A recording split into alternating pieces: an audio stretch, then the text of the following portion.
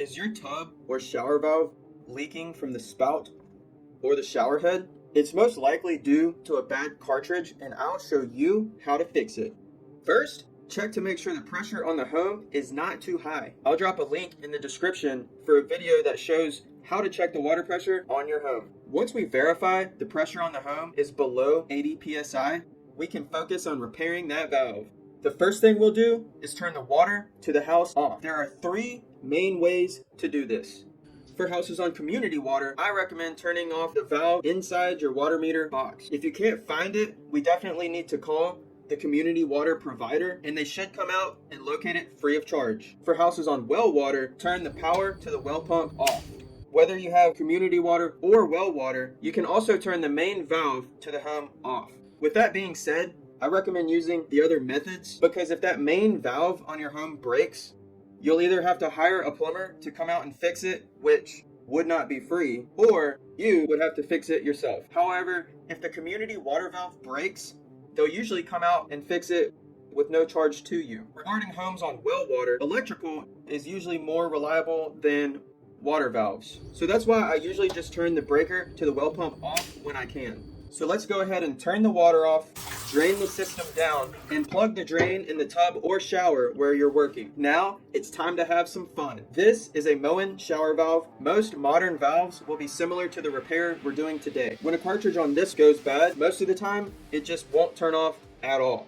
We'll begin by taking the handle off, and today I'm using a T15 Torx bit.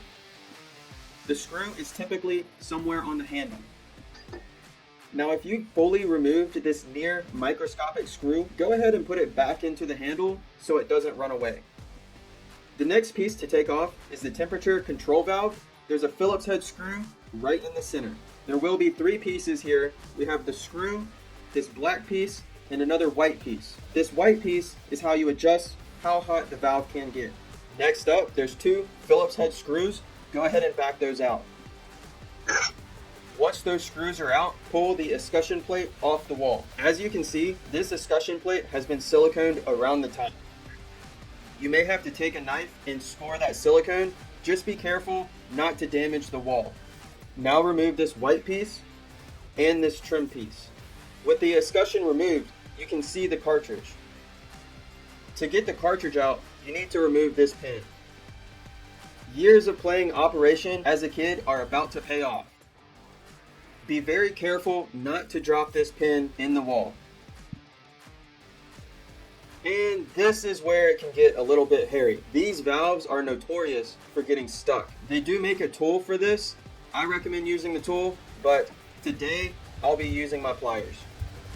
Now, I'm showing this in real time so you can see how slow and steady I'm pulling on this cartridge. The trick is a steady pull and a slight up and down motion.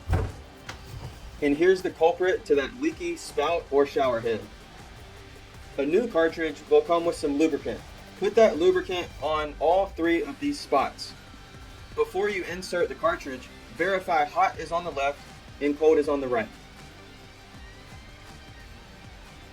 Go ahead and stick it straight in. It should go in easier than it came out.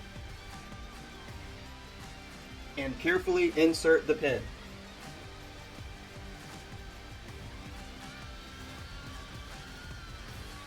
At this point, we'll turn the water to the house back on and make sure this valve is actually turned off. I turned the water to the house back on. As you can see, the water to the valve is on. So I'll take my pliers and I'll turn this brass piece that sticks out the front until the water turns off.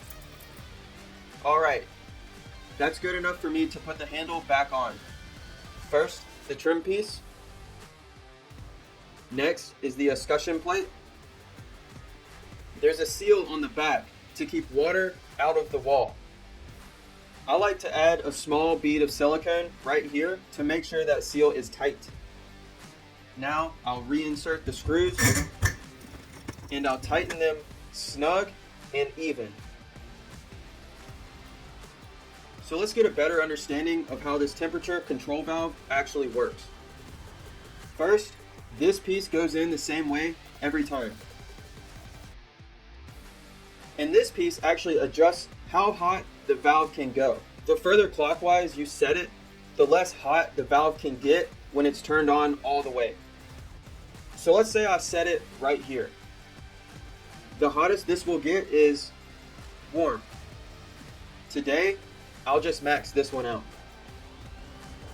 Reinstall this black piece with the Phillips head screw. And lastly, install the handle. Now, if that black seal was not on the opposite side of this escutcheon plate, I would add a bead of silicone all the way around the top, but leave a gap at the bottom. Because if water does get in here, you want it to be able to get out. And while you're here, you might as well check the spout. Make sure it has a good seal around it too. All right, and that is how you fix a Moen shower or tub cartridge. Doesn't it feel awesome to have the knowledge to fix your own stuff when it goes wrong? Hey, that's some good insurance right there. You'll save a lot of money too. Also, we have a ton of great resources. I'll put them in the description below. Check it out. We have a plumbing inspection guide. There's even a number where you can call us and we'll help guide you through any plumbing repairs you might be trying to tackle by yourself.